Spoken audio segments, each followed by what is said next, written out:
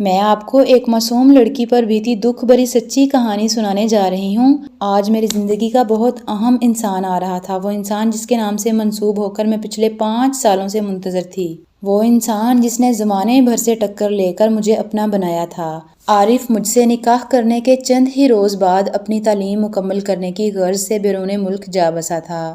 آج وہ پھر سے 5 سال بعد میرے گھر آ رہا تھا۔ شاید وہ میری رخصتی کی بات کرنے کے لیے آ رہا تھا۔ میں بے حد خوش تھی کہ میری اس ذلت بری زندگی سے جان چھوٹ جائے گی اور میں آرام سے بیاہ کے دیس شہزادیوں کی طرح رہوں گی، کیونکہ میں جو زندگی گزار رہی تھی یہ صرف میرا دل ہی جانتا تھا کہ اس زندگی نے مجھے دن رات کتنی بڑی اذیت میں مبتلا کر رکھا تھا۔ خیر، میں نے گھر کی صفائی کے ساتھ ساتھ کھانے پینے کے تمام تر انتظامات مکمل کر لیے تھے۔ شام کا وقت ہونے کو تھا جب اچانک گھر کے دروازے پر دستک ہوئی۔ میں نے دروازہ کھولا تو حسب توقع سامنے عارف کھڑا تھا۔ وہ ہمیشہ سے بڑا مؤدب ثابت ہوا تھا۔ خاموشی سے مہمان خانے آ کر بیٹھ گیا۔ گھر پر اماں کے علاوہ ابا بھی موجود تھے، لیکن بیماری کی وجہ سے وہ بستر کے ہو کر رہ گئے تھے۔ اس وقت وہ گہری نیند سو رہے تھے۔ میں عارف کے لیے چائے لے کر آئی تو ہمارے درمیان رسمی سلام دعا کا تبادلہ ہوا۔ اس کے بعد وہ چائے پیتے ہوئے میری جانب بہت گہری نگاہوں سے دیکھ رہے تھے، جن کے ساتھ میں مزید سمٹ جایا کرتی تھی، لیکن آج اس کی آنکھوں میں ایک عجیب سا احساس تھا۔ نہ جانے وہ کیا تھا جسے میں سمجھ نہیں پائی۔ مجھے دیکھتے ہی ایک دم بولا، آنٹی سنا ہے آپ کی بیٹی شعر بہت اچھے پڑھتی ہے، میں بھی سننا چاہتا ہوں، اگر آپ کی اجازت ہو تو۔ عارف کی یہ بات کہنے کی دیر تھی کہ ایک دم چونک سی گئی، مگر میں نے جذبات کو قابو کرتے ہوئے کہا، نہیں ایسی تو کوئی بات نہیں۔ میں اپنی بات مکمل نہیں کر پائی تھی کہ اماں نے میری جانب دیکھا۔ بیٹی تمہارے شوہر ہیں، کوئی فرمائش کر رہا ہے تو پوری کر دو۔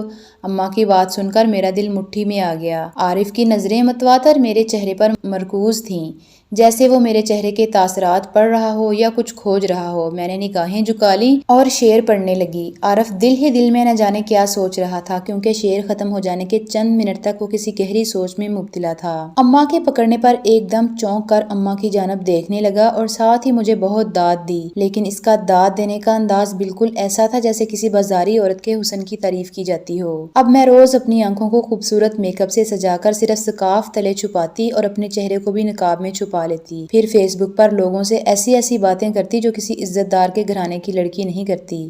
شروع میں مجھے بے حد جھجک محسوس ہوتی، لیکن آہستہ آہستہ یہ میری زندگی کا حصہ بننے لگا۔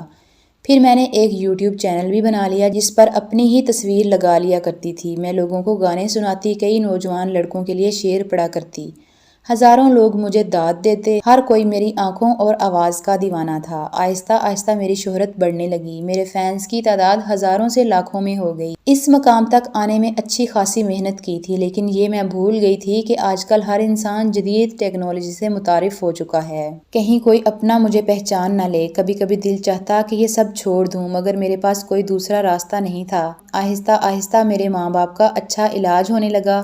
میں کسی طور یہ سب چھوڑ نہیں سکتی تھی۔ جن بہنوں کے بھائی جیتے جی مر جائیں وہ ایسی زندگی گزارنے پر مجبور ہو جاتی ہیں۔ دن ہفتوں سالوں میں گزر گئے۔ کئی بار دل میں خیال آتا کہ اگر عارف کو اس سب کے بارے میں معلوم ہوگا تو میرا کیا بنے گا۔ وہ دن آ ہی گیا کہ عارف کے سامنے میرا یہ راز کھل گیا۔ میرا جی چاہتا تھا کہ زمین پھٹے اور میں اس میں غرق ہو جاؤں، لیکن ہم جیسے گناہ گاروں کی زندگی اتنی آسانی سے کہاں تمام ہوتی ہے۔ میرے ساتھ بھی ایسا ہی ہو رہا تھا۔ کئی دن عارف کے دیے ہوئے پیسوں کے ساتھ کٹ گئے۔ وہ رقم استعمال نہیں کرنا چاہتی تھی، لیکن میرے پاس اور کوئی چارہ نہیں تھا۔ آہستہ آہستہ وہ ختم ہو گئی۔ مجھے پھر سے اس کیمرے اور موبائل کا سہارا لینا پڑا۔ میں روز خود کو ملامت کرتی، لیکن پھر مجبور ہو کر وہی گناہ کر بیٹھتی۔ میں نہیں چاہتی تھی کہ میرا یہ گناہ میرے گلے کا طوق بن جائے۔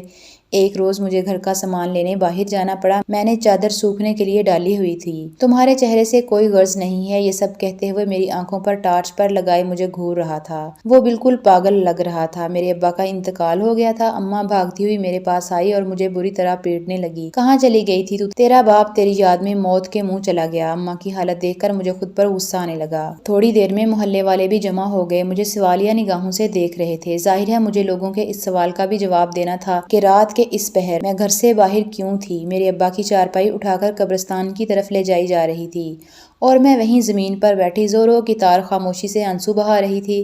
اماں مجھے روتے ہوئے پیٹتے ہوئے وہاں سے اٹھا کر کمرے میں لے آئیں۔ انہوں نے مجھے بتایا کہ رات کو ابا کی طبیعت خراب ہو گئی تھی اور تم گھر پر نہیں تھی۔ کھانستے کھانستے ان کی جان نکل گئی۔ یہ کہہ کر اماں پھر سے رونے لگی۔ تو کہاں چلی گئی تھی؟ اماں نے مجھے اپنے سینے سے لگا لیا۔ ہم ماں بیٹی پھوٹ پھوٹ کر رونے لگے۔ ایک ماں ہی بیٹی کے دل کا حال سمجھ سکتی ہے۔ اماں نے مجھ سے کوئی سوال نہیں کیا۔ پھر ابا کی موت کو چند دن ہی گزرے تھے کہ محلے والوں نے ہمیں نکال دیا۔ وہ ایک گھر ہی ہمارا واحد سہارا تھا۔ ہم نے وہ گھر بیچ دیا اور دوسرے گاؤں میں کرائے کے مکان میں رہنے لگے۔ یہ راز آج تک میرے دل میں محفوظ ہے کہ رات کو کیا ہوا تھا۔ میں نے نئے محلے میں اپنی جان پہچان بنا لی۔ میں کیسے بھول سکتی تھی کہ بے شک ساری دنیا ہمیں چھوڑ دے لیکن اللہ کبھی نہیں چھوڑتا۔ اب میں نے اپنے رب کا سہارا لیا ہے۔ محلے کے بچوں کو قرآن پڑھاتی ہوں اور باقی وقت اپنے گھر کے کاموں اور اماں کی خدمت میں گزارتی ہوں۔ شاید اللہ نے مجھے معاف کر دیا تو پھر محلے کے لوگ ہماری عزت کرتے ہیں، لیکن ایک بات آپ سب سے پوچھنا چاہتی ہوں کہ کیا مجھے اس رات کا راز اپنی ماں کو بتا دینا چاہیے یا پھر ساری زندگی اس طرح خاموشی سے چلتی رہے جیسے کچھ سالوں سے چل رہی ہے؟